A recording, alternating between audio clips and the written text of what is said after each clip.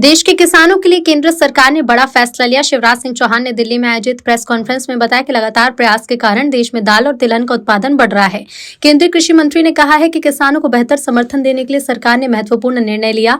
अब किसानों द्वारा बेची जाने वाली तुअर, मसूर और उड़द की दाल पूरी मात्रा पर सरकार खरीदेगी और यानी किसानों की उपज का बेहतर मूल्य सुनिश्चित करने की दिशा में बड़ा कदम है।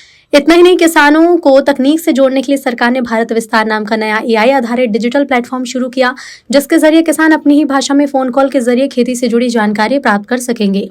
कृषि मंत्री के मुताबिक इस पहल का मकसद है कि देश का हर किसान आधुनिक तकनीक और सही जानकारी से जुड़े, जिससे उनकी आय बढ़े और खेती को मजबूती। हम दुनिया में सबसे ज्यादा उत्पादन करते हैं, लेकिन फिर भी हमें अपनी आवश्यकता के लिए अभी भी बाहर से आयात भी करना पड़ता है। लेकिन लगातार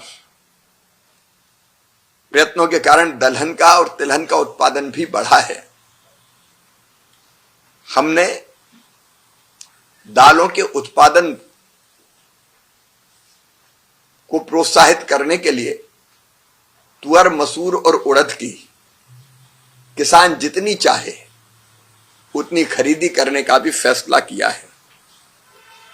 किसान कल्याण के लिए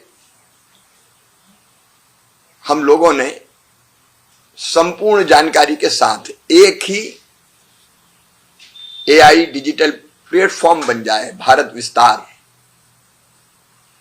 और इसलिए उसके प्रथम चरण को भी लॉन्च किया है, जिसमें किसान को सारी जानकारी एक फोन कॉल पर भी उसकी भाषा में